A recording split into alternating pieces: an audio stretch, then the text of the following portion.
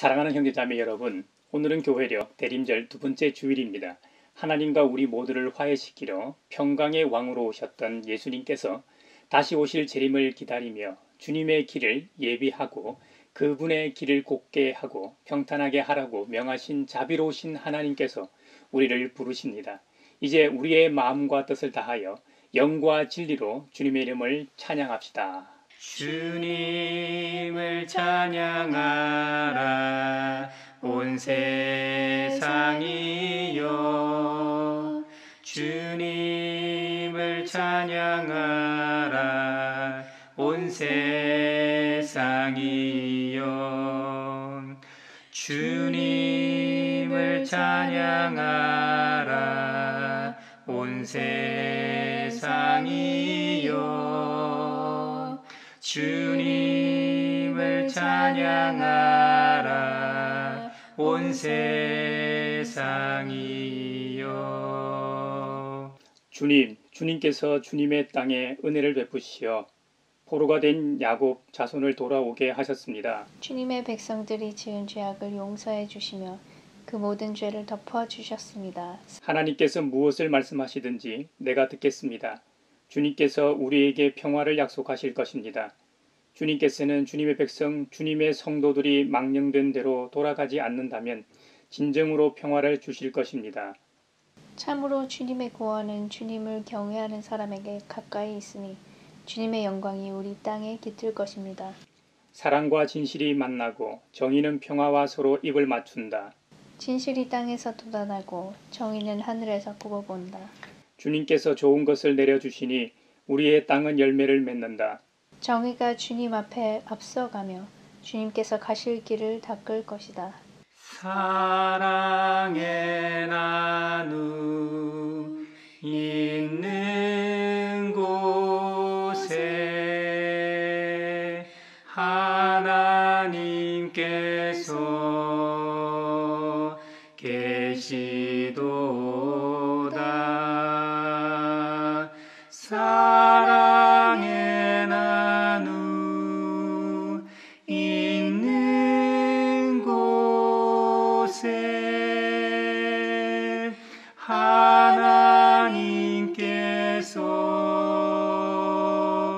계시도다. 만일 우리가 우리 죄를 자백하면 그는 미쁘시고 의로우사 우리 죄를 사하시며 우리를 모든 불의에서 깨끗하게 하신다는 말씀을 의지하여 우리 죄를 고백하오니 자비롭고 은혜로우시며 노하기를 더디하고 한결같은 사랑과 진실이 풍성하신 하나님, 우리 죄를 용서하시고 모든 불의에서 우리를 깨끗하게 해주시옵소서. 평화를 주소서. 당신의 평화를 우리 모두에게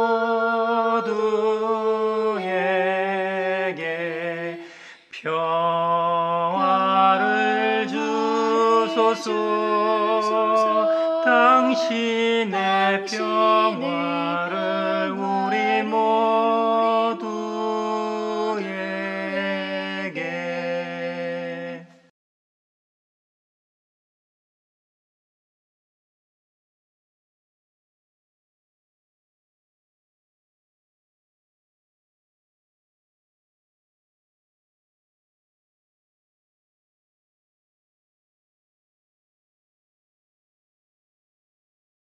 내 이름으로 일컫는 나의 백성이 스스로 겸손해져서 기도하며 나를 찾고 악한 길에서 떠나면 내가 하늘에서 듣고 그 죄를 용서하여 주며 그 땅을 다시 번영시켜 주겠다고 약속하신 우리 아버지 하나님께서 여러분의 죄를 용서하셨음을 주님의 이름으로 선언합니다. 내 영혼이 주님을 찬양하며 기뻐합니다.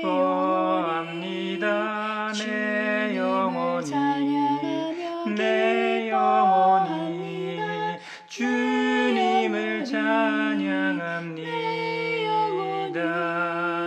내 영혼이 주님을 찬양 찬양하며 기뻐합니다. 내 영혼이 주님을 찬양합니다. 구약의 말씀 이사야서 40장 1절에서 11절 말씀입니다. 너희는 위로하여라. 나의 백성을 위로하여라. 너희의 하나님께서 말씀하신다. 예루살렘 주민을 격려하고 그들에게 일러주어라. 이제 복역 기간이 끝나고 죄에 대한 형벌도 다 받고 지은 죄에 비하여 갑절의 벌을 주님에게서 받았다고 외쳐라. 한 소리가 외친다. 광야에 주님께서 오실 길을 닦아라. 사막에 우리의 하나님께서 오실 큰 길을 곧게 내어라. 모든 계곡은 메우고 산과 언덕은 깎아내리고 거친 길은 평탄하게 하고 험한 곳은 평지로 만들어라. 주님의 영광이 나타날 것이니 모든 사람이 그것을 함께 볼 것이다. 이것은 주님께서 친히 약속하신 것이다. 한 소리가 외친다. 너는 외쳐라. 그래서 내가 무엇이라고 외쳐야 합니까? 하고 물었다. 모든 육체는 풀이요 그의 모든 아름다움은 들의 꽃과 같을 뿐이다. 주님께서 그 위에 입김을 부으시면 풀은 마르고 꽃은 시든다. 그렇다 이 백성은 풀에 지나지 않는다. 풀은 마르고 꽃은 시드나 우리 하나님의 말씀은 영원히 서 있다. 좋은 소식을 전하는 시온아 어서 높은 산으로 올라가거라. 아름다운 소식을 전하는 예루살렘아 너의 목소리를 힘껏 높여라. 두려워하지 말고 소리를 높여라. 유다의 성읍들에게 여기에 너희의 하나님이 계신다 하고 말하여라. 만군의 주 하나님께서 오신다. 그가 권세를 잡고 친히 다스리실 것이다. 보아라, 그가 백성에게 주실 상급을 가지고 오신다. 그는 목자와 같이 그의 양떼를 먹이시며 어린 양들을 팔로 모으시고 품에 안으시며 젖을 먹이는 어미 양들을 조심스럽게 이끄신다. 주님의 귀한 말씀은 내 발의 빛이요 목마른 사막길에서 샘물과 같도다. 서신의 말씀 베드로후서 3장 8절에서 15절 말씀입니다. 사랑하는 여러분, 이 한 가지만은 잊지 마십시오. 주님께는 하루가 1000년 같고 1000년이 하루 같습니다. 어떤 이들이 생각하는 것과 같이 주님께서는 약속을 더디 지키시는 것이 아닙니다. 도리어 여러분을 위하여 오래 참으시는 것입니다. 하나님께서는 아무도 멸망하지 않고 모두 회개하는 데에 이르기를 바라십니다. 그러나 주님의 날은 도둑같이 올 것입니다. 그날에 하늘은 요란한 소리를 내면서 사라지고 원소들은 불에 녹아버리고 땅과 그 안에 있는 모든 일은 드러날 것입니다. 이렇게 모든 것이 녹아버릴 터인데 여러분은 어떠한 사람이 되어야 하겠습니까? 여러분은 거룩한 행실과 경건한 삶 속에서 하나님의 날이 오기를 기다리고 그날을 앞당기도록 하여야 하지 않겠습니까? 그날에 하늘은 불타서 없어지고 원소들은 타서 녹아버릴 것입니다. 그러나 우리는 주님의 약속을 따라 정의가 깃들여 있는 새 하늘과 새 땅을 기다리고 있습니다.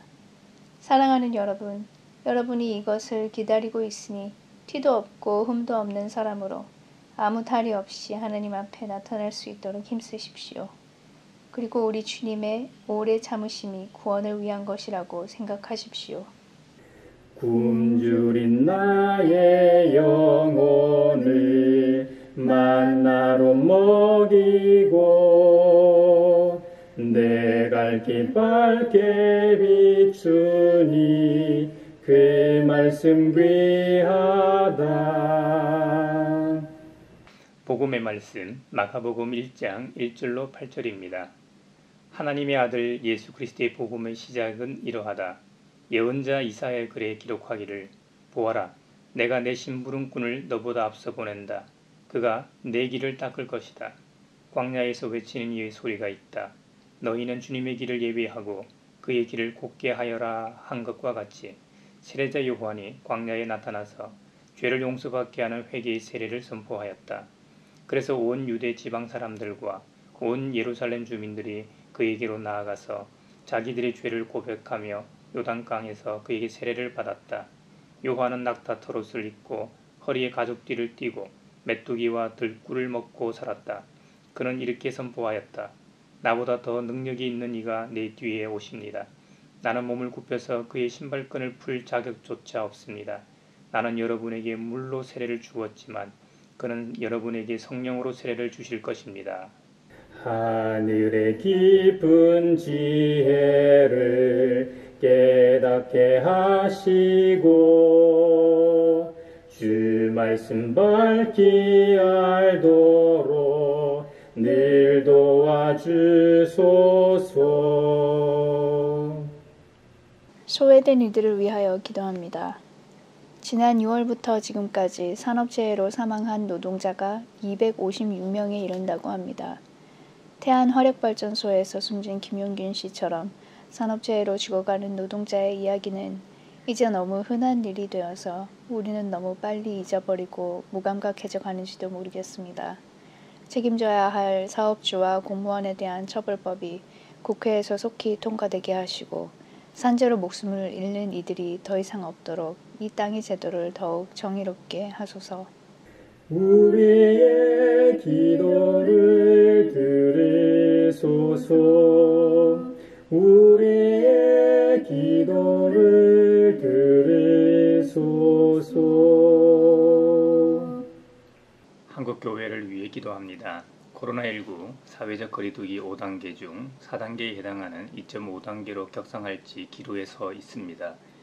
현재 2단계에서는 예배 참석 인원을 좌석수의 20% 이내로 모여야 하고 2.5단계가 되면 비대면을 원칙으로 하되 20명 이내의 인원이 참여할 수 있습니다. 방역당국의 방역 지침에 대해 반발하거나 위반하는 교회가 없기를 원합니다. 이제 더 이상 교회가 사회의 근심 걱정거리가 되지 말게 하시고 주님의 오심의 의미와 샬롬의 영성을 회복하는 대림절이 되게 하소서. 우리의 기도를 들으소서. 우리의 기도를 들으소서. 세계 평화를 위하여 기도합니다. 지난 10월 카메룬에서 어린이 7명이 학교에서 총살당하는 일이 있었습니다. 오랜 식민지 역사를 겪고 영어권과 불어권으로 나누어진 카메룬에서는 지난 4년간 3천여 명의 시민이 학살당하고 53만 명의 피난민이 발생했습니다. 이런 가운데 여러 종교 지도자들이 협력하여 평화를 위한 대화를 이어가고 있다고 합니다. 종교 지도자들을 선두로 더 이상 민족 간 폭력이 일어나지 않게 하시고 시민들이 끔찍한 죽음을 당하지 않게 하소서. 카메룬의 하나님 나라의 평화가 깃들게 하소서. 우리의 기도를 들으소서. 우리의 기도를 들으소서. 20세기를 대표하는 복음전도자 빌리 그레이엄의 1973년 여의도 집회는 실로 엄청 났었습니다. 그때는 여의도에 국회의사당이나 여의도 순복음교회 정도만 있을 때일 겁니다. 여의도 넓은 들판에 활주로로 사용하던 아스팔트 위에 3일 집회 기간 동안 연인원 300만 명 이상의 인파가 모였다고 합니다. 지방에서 올라온 이 신자들은 광장에서 숙식을 했고 전도 집회로 인해 100만 명 이상의 결신자가 생겨났다고 합니다. 빌리 그레이엄이 루지애나의 슈리브 포트에서 설교하자 술의 매상고는 40% 줄었고 성경책의 매상고는 30% 올랐다고 합니다. 이 빌리 그레이엄의 시애틀 전도 집회의 영향으로 소송 중에 있던 여러 개의 이혼 소송이 취하된 것도 있다고 합니다. 기독교가 무엇을 할 수 있는지를 보여주는 또 다른 이야기가 있습니다. 1935년에 영화로도 만들어진 바로 바운티호의 반란에서 찾아볼 수 있을 겁니다. 폭동자들은 한 섬에 하선당했습니다. 그곳에서 9명의 폭동자들과 6명의 원주민과 10명의 여자 원주민, 15명의 어린 소녀가 있었습니다. 그런데 가공할 만한 사태가 일어났습니다. 원주민과 알렉산더 스미스를 제외하고 혼자 남은 스미스는 우연히 발견한 이 성경을 읽고 성경 말씀에 입각한 나라를 그 섬의 원주민과 함께 건설하겠다고 다짐했습니다. 그리고 성경에 쓰여 있는 것은 무엇이든지 하리라고 생각하였습니다. 이것은 미국의 범선 한 척이 이 섬을 방문하기 20년 전의 일이었습니다. 그들은 완전한 기독교적 사회를 건설했던 것이지요. 죄를 범하는 사람이 없으니까 교도소나 깜빵이나 그다음에 정신병원이 없었고 문맹자도 없었다고 합니다. 이 땅에서 인간의 생활과 재산이 안전한 데는 아마 그곳 외에는 없었을 겁니다. 기독교가 그 사회를 정화시킨 것이죠.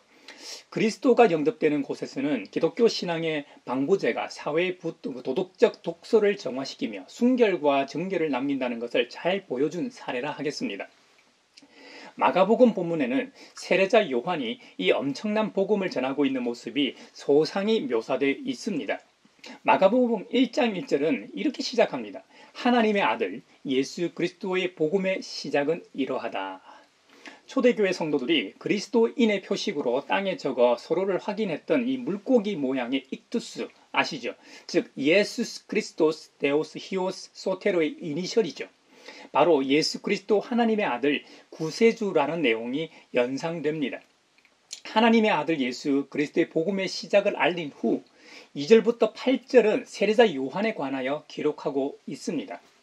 사도행전 19장에는 소아시아의 7교회 중 하나였던 이 에베소 교회에 바울이 전도 사역을 하기 전부터 신자들이 있었음을 보여줍니다. 학자들의 연구에 의하면 오늘날 이란의 만대한 종파는 그들의 기원을 세례자 요한에게 두고 있다고 합니다. 이런 것이 사실이라면 세례자 요한은 확실히 초대교회 역사에 있어서 매우 중요한 영향을 끼쳤던 인물임에 틀림없습니다. 최초의 복음서인 마가복음의 저자 마가는 세례 요한에 대해 보다 많은 지식들을 가지고 있었을 거로 보입니다. 많은 정보들 가운데에 오늘 본문이 보여주는 간략하고도 함축적인 기록은 오직 마가복음의 목적이 세례자 요한의 정기를 보여줌에 있지 않고 그가 하나님의 구속사에서 어떤 역할을 담당했느냐를 보여주는 것이었기 때문일 겁니다. 오늘 본문에 의하면 세례자 요한은 오직 나보다 더 능력 있는 이이신 예수님의 선구자로서 예수님의 참된 신분을 가르쳐주는 하나의 편말로서 그 이상도 그 이하도 아님을 보여줍니다.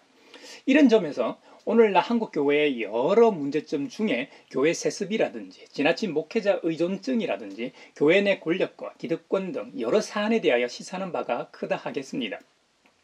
우리 예수님께서 말씀하셨듯이 여자가 낳은 사람 가운데서 세례자 요한보다 더 큰 인물은 없었다라고 말씀하실 정도로 세례자 요한은 대단한 인물이었습니다.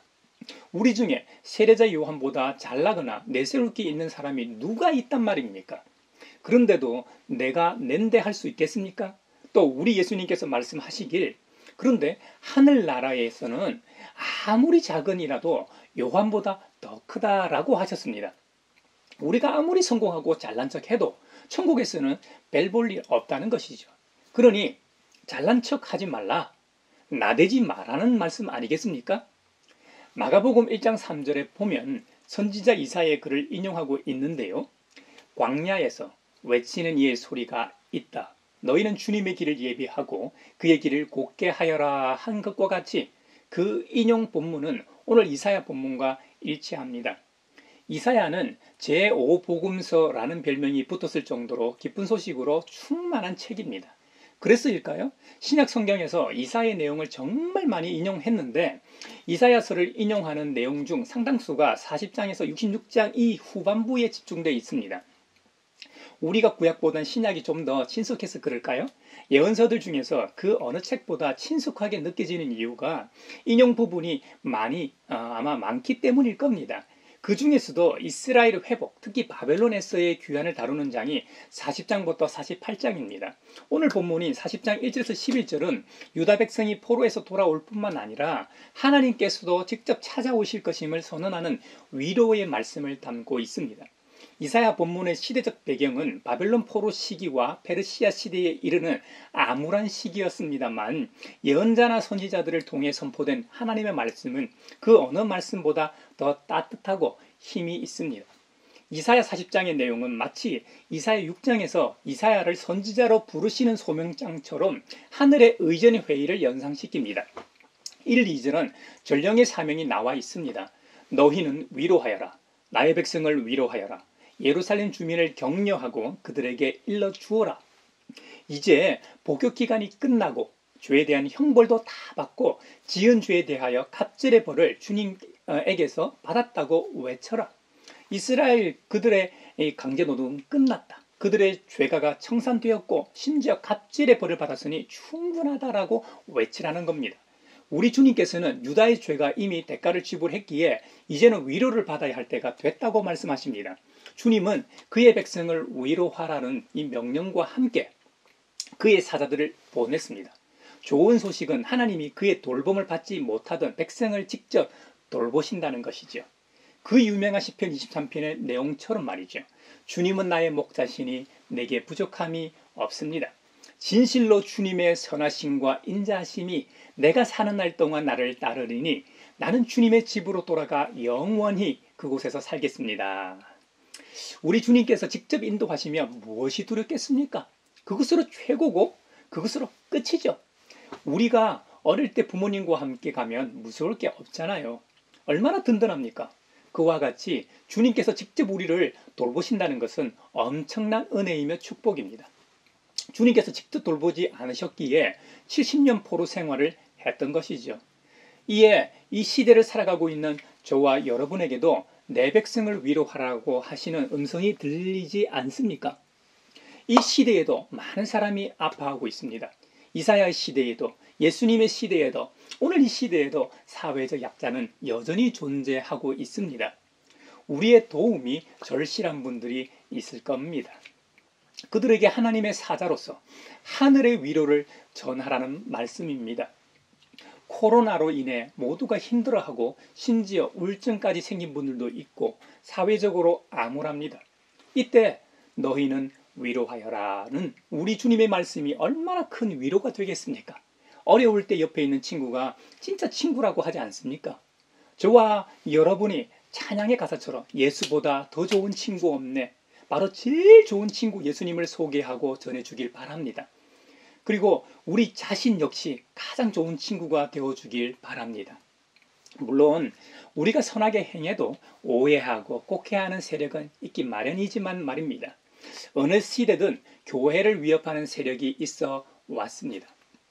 오늘 본문인 베드로후서는 교회에 위협을 주는 사람들의 신념이나 활동에 맞서기 위해 쓰여졌습니다. 베드로후서에서 책망받는 사람들의 특징을 보면 그들은 성경을 왜곡하여 자신의 목적에 맞도록 해석하는 사람들이었습니다. 그들은 진리의 도가 비방을 받게 만듭니다. 그들은 자기 동족의 이익을 탐하는 착취자였습니다. 또 성경의 인물들을 비유로 베드로후서는 들어 설명합니다. 죄를 범한 천사, 노아 홍수 전의 사람들, 소돔과 고모라의 백성, 거짓 선지자 발람 등의 운명을 지닌 사람들이라는 것이죠. 또한 하나님의 은혜를 범죄하는 구실이나 자기 정당화에 이용하는 사람들에 대해 기술하고 있는데요. 그 당시 활동했던 그노시스주의자들을 아마 일컫습니다. 그들은 정신만이 선하며 물질은 본질적으로 악함으로 몸은 어떻게 취급해도 문제가 되지 않는다고 했습니다. 그들은 극히 부도덕하게 생활하였으며 심지어 다른 사람에게도 그렇게 살아라고 권장하였다고 합니다. 또한 자신들의 형편에 맞도록 하나님의 은혜를 곡해하거나 성경을 해석하여 자신들의 행동을 정당화했다고 합니다. 거기에 더해 이 사람들은 오늘 베드로후서 3장 본문을 보면 그리스도의 재림을 부정하였습니다. 이거 매우 중요한 것인데 이 세계는 안정된 세계이며 모든 일이 변함없이 예전대로 남아있으며 하나님은 꾸물거리기 때문에 재림은 전혀 일어나지 않는다고 주장하였습니다. 하지만 베드로후서는 이 세계는 안정된 세계가 아니며 사실은 이 세계가 대홍수로 일찍이 멸망하였으며 궁극적으로 큰 불로 멸망될 것이라고 대답합니다. 그들이 하나님 편에서 더딘 것으로 간주한 것은 실은 하나님이 사람들에게 회개할 기회를 다시 한번 주시고자 인내로 그의 심판을 보류하고 계시기 때문이라는 내용이 베드로후서 본문의 내용입니다. 멸망의 날, 주님의 날이라는 이 시간에 대해서 한번 돌아볼 필요가 있습니다. 그리스의 신화에는 크로노스라는 시간의 신이 등장합니다. 이렇게 들어보신 분들 많으시겠죠. 양손에 물건 2개를 들고 있는데 한 손에는 시간의 이 신을 상징하는 모래시계를, 다른 한 손에는 티탄의 왕을 상징하는 이 남 모양의 스퀴테를 들고 있지요. 이 크로노스는 우리가 지금 사용하고 있는 시간 개념이 1분 1초의 단위를 의미합니다. 그래서 헬라어에는 크로노스 말고도 시간을 의미하는 카이로스라는 단어가 있습니다. 카이로스는 놓치면 다시 붙잡을 수 없는 기회의 시간을 의미합니다. 한 걸음 더 나아가 카이로스는 하나님과 관계 속에 나타난 의미 있는 특정 시간을 말합니다. 지구가 공전과 자전을 반복해 매일 낮밤이 바뀌며 시간이 흘러가지만 하나님께서 운행하시는 시간은 크로노스를 넘어 인류를 구원하시는 하나님의 뜻과 섭리가 담긴 카이로스의 시간임을 기억해야 합니다. 예수님께서 이 땅에 오셔서 인류의 죄를 씻기 위해 십자가에서 죽으시고 부활하신 구속사적인 모든 순간은 다 카이로스라고 할 수 있습니다. 이 시간은 흘러가면서 죽어가는 시간이 아니라 영원토록 생명을 주는 시간입니다. 그래서 다시 오실 주님을 대망하며 대림절을 보내고 있는 오늘을 살아가는 그리스도인들에게 특별하고 의미 있는 시간이라 하겠습니다. 저와 여러분 크로노스의 시간 속에 살아가지만 예수님께서 주신 새로운 생명을 통해 카이로스의 시간 속에 살아가고 있음을 감사하는 대림절 절기가 되었으면 합니다. 또한 베드로가 말한 대로 하나님께서 우리에게 시간을 주신 것은 회개하고 다시 하나님께로 되돌아올 기회를 주신 선물입니다. 매일은 우리 자신을 발전시켜야 하지만 무엇보다도 주위에 있는 형제자매를 섬기며 하나님께로 더 가까이 가는 걸음이요 기회임을 잊지 말아야 합니다. 베드로후서 3장 8절과 같은 말씀이 시편에도 나옵니다. 주님 앞에서는 천년도 지나간 어제와 같고 밤의 한순간과도 같습니다. 우리에게 있는 이 몇만 년, 몇백만 년이라는 역사와 시간을 생각하면 허무감마저 듭니다. 인간의 진부가 더디기 때문에 자칫 잘못하면 허무주의나 비관주의에 빠질지도 모릅니다. 그러나 하나님께서 영원히 일하고 계신다는 사실은 우리에게 큰 위로가 됩니다. 사실 인간은 아무리 멀리 내다본다고 해도 현재의 삶에 주시할 수밖에 없습니다. 그러다 보니 재림의 주님은 더디 오시고 온갖 유혹거리들은 넘쳐납니다. 그러므로 우리는 넘어질 수밖에 없는 연약한 존재들임을 명심해야 합니다. 그래서 고린도전서 10장 12절에 그런즉 선줄로 생각하는 자는 넘어질까 조심하라고 경고하는 것이지요. 또한 하나님께서는 사람이 감당할 시험 밖에는 허락하지 않으심을 믿고 인내하며 하나님 나라를 대해야 하겠습니다. 다시 한번 말씀드리지만 성경에서 말하는 이 시간과 때에 너무 집착하지 마십시오. 인간의 생각과 같이 하나님은 시간을 생각하지 않으신다는 겁니다. 베드로후서 본문에는 애타는 마음으로 재림의 주님을 기다리는 사람들에게 이렇게 권면합니다. 9절과 15절에 보면 어떤 이들이 생각하는 것과 같이 주님께서는 약속을 더디 지키시는 것이 아닙니다. 도리어 여러분을 위하여 오래 참으시는 것입니다. 하나님께서는 아무도 멸망하지 않고 모두 회개하는 데에 이르기를 바라십니다. 그리고 우리 주님의 오래 참으심이 구원을 위한 것이라고 생각하십시오. 아멘. 우리는 주님이 왜 이리 안 오시노 할 수 있지만 주님이 더디 오심은 다 우리를 위한 것이라는 겁니다. 우리가 잘못된 것에서 돌아서 길을 기다리시는 하는 거죠. 회개하고 구원받기를 원하시는데 모든 사람이 구원받기를 원하신다는 거예요. 그래서 이사야와 하박국 선지자는 이렇게 외쳤습니다. 바다에 물이 가득하듯이 주의 영광을 아는 지식이 땅 위에 가득할 것이다. 그렇게 되면 서로 해됨도 없고 상함도 없는 세상이 된다는 겁니다. 이런 희망의 메시지가 있었다고 해도 바벨론에 끌려와 70년을 지내야 했던 유대인들에게 특히 한 세대가 가고 고향으로 돌아갈 희망이 강간무소식일 때 세월이 지나면서 바벨론의 유대인들은 절망감과 좌절을 견뎌내기 아마 힘들어 했을 겁니다. 그 중에서도 특별히 신앙심이 있어 하나님에게 희망을 걸고 있었던 이 사람들 입장에서는 좌절감이 더욱 컸겠죠. 이때 이사야는 새로운 메시지를 선보했던 것이죠. 창조주 하나님께서 반드시 유대인들을 약속대로 기환시키신다는 구원의 메시지 말입니다. 우리도 1945년 8월 15일 광복의 기쁨을 온 국민이 한호하며 기뻐했다고 광복 당시 10대 중반이었던 저희 어머니께 들은 기억이 있습니다.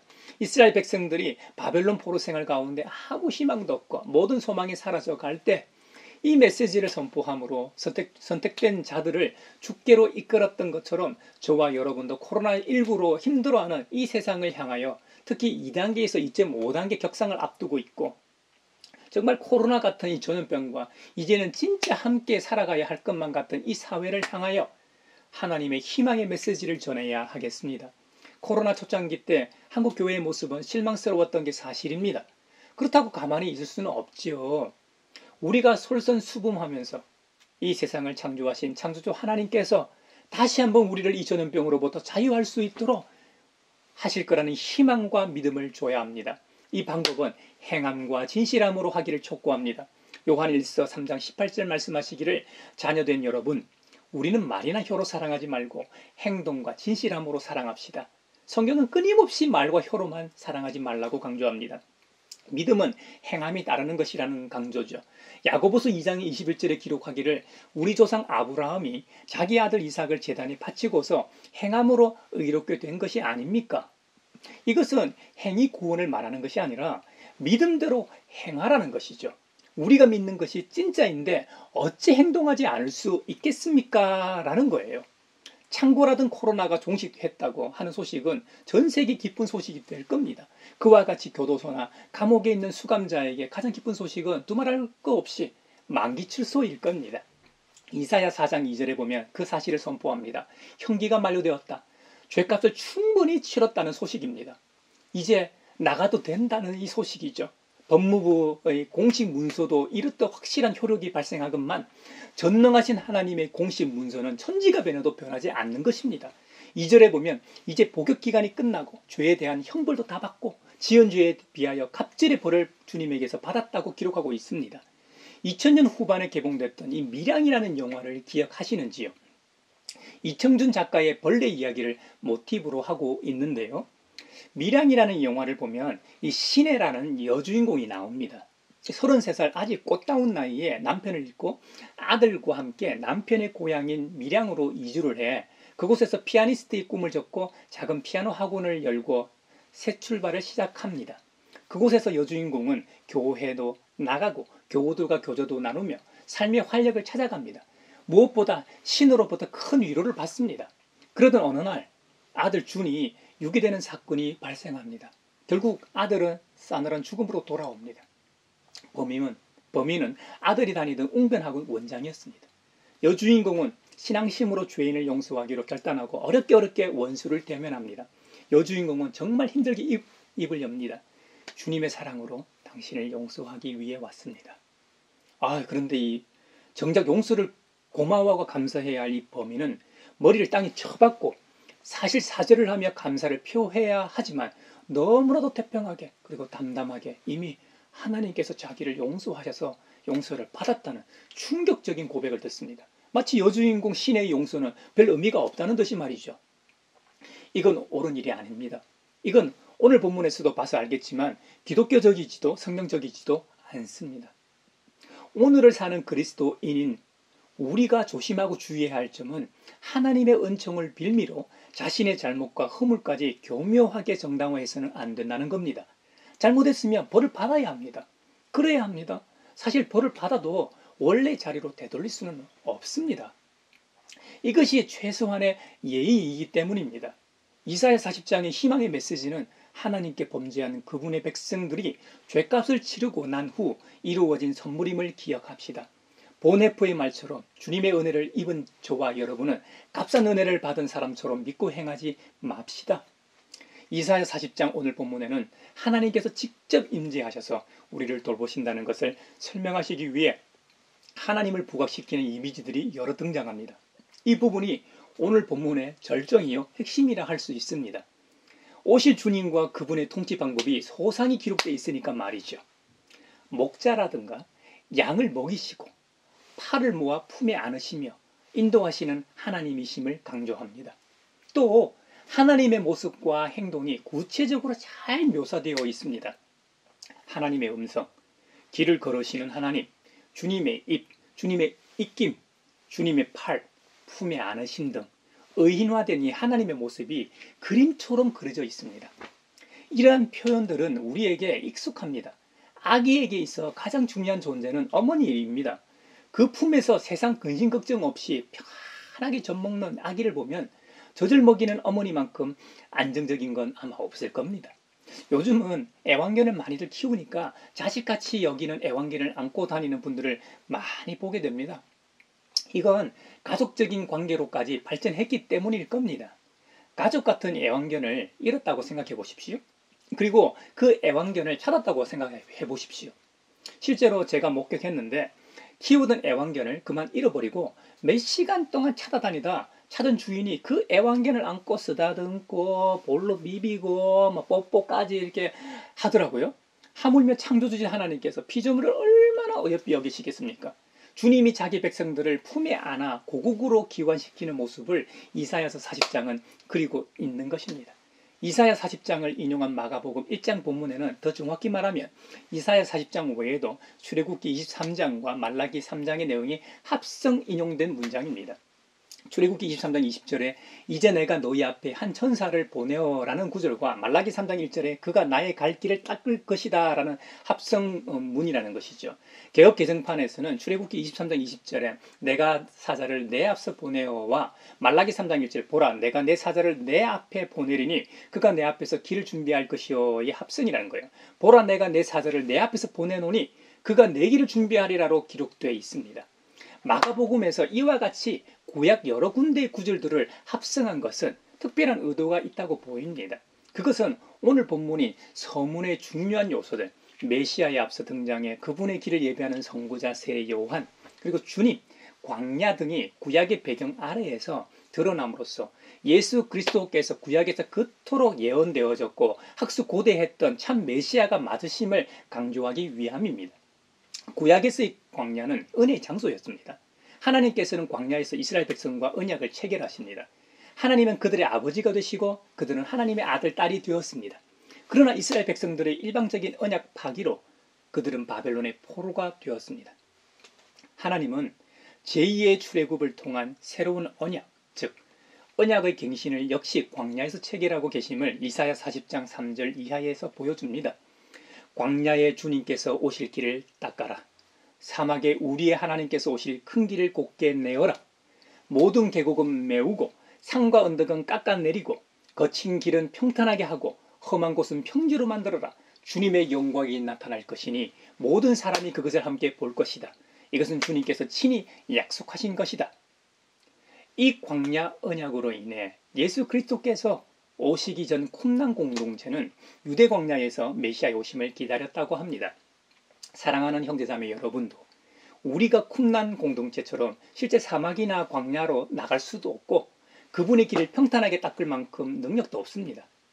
하지만 우리가 실천할 수 있는 것부터 하면 됩니다. 초림의 주님으로 오셔 온 인류를 구원하시고 회복하셨던 우리 주님이 다시 오실 수 있도록 주님의 길을 예비하고 주님의 길을 곧게 하는 길은 뭐가 있을까요? 저마다 적용 방법은 다를 겁니다. 대림절 두 번째 주간인 이번 주간에 그 주님과 함께 동행하며 교제하면서 그 방법을 찾는 저와 여러분이 됐으면 좋겠습니다. 대림절 두 번째 주간인 이번 주간도 평강의 왕으로 오신 주님이 여러분과 함께 하시길 기원합니다.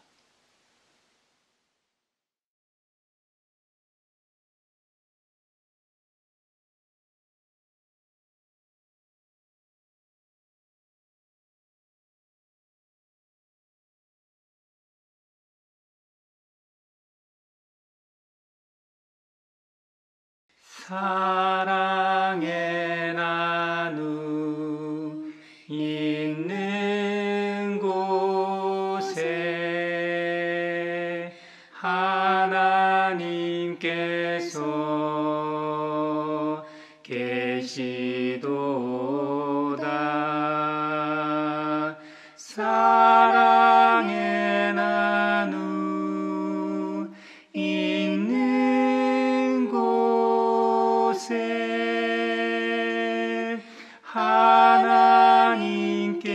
하나님께서 계시도다.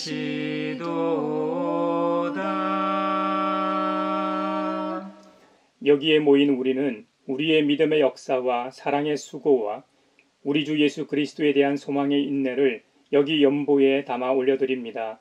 주님께서 말씀하신 대로 인색함으로나 억지로 하지 않고 각각 그 마음에 정한 대로 즐거운 마음으로 바치오니 향기로운 예물이 되게 하소서.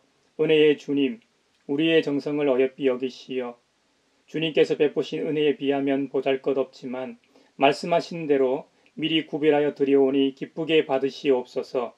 우리의 가진 것이 비록 적어도 바치는 기쁨은 더 커지고 버는 것이 적어도 나누는 즐거움은 더욱 넘쳐 우리 믿음의 소문이 각처에 퍼지게 하소서. 평강의 왕으로 오신 우리 주 예수 그리스도의 이름으로 감사하며 기도하옵나이다. 아멘. 얼마나 오래 기도하면서 나를 바칠 수 있나. 얼마나 오래 기다리면서 세상 바꿀 수 있나. 얼마나 오래 가슴 졸이며 빵을 모을 수 있나. 얼마나 오래 눈물 닦으며 땀을 흘릴 수 있나. 주린 내 이웃을 먹여 눈물 닦아줄 때에 한 사람 한 사람 먹여주셨던 주님 기억합니다. 얼마나 오래 준비되었나 어른이라는 마음. 얼마나 오래 참을 수 있나 겁에 짓눌린 실패. 푸르른 초원 모두 모여서 주님 말씀 들을 때 빵과 물고기 나눠 먹이며 기적 이루어냈네. 주린 내 이웃을 먹여 눈물 닦아줄 때에 한 사람 한 사람 먹여주셨던 주님 기억합니다. 온 인류를 구원하기 위해 이 땅에 오신 길과 진리와 생명 되신 우리 주님께서 여러분에게 복을 주시고 언제 어디서나 여러분을 지키시기를 원하며 주님께서 그분의 얼굴을 여러분에게 비추사 은혜 베푸시기를 원하며 주님께서 여러분에게 그리고 여러분의 가정과 하는 일과 자녀들에게 더 풍성한 결실을 맺게 하시기를 원하며 그리고 주님의 몸된 하나의 거룩하고 보편적인 사도적인 모든 교회와 코로나 종식을 바라는 세계와 2.5단계 격상 기로에 서 있는 이 사회와 다시 오실 주님을 대망하는 모든 이들 위해 평강 주시기를 성부와 성자와 성령의 이름으로 축원하옵나이다. 아멘.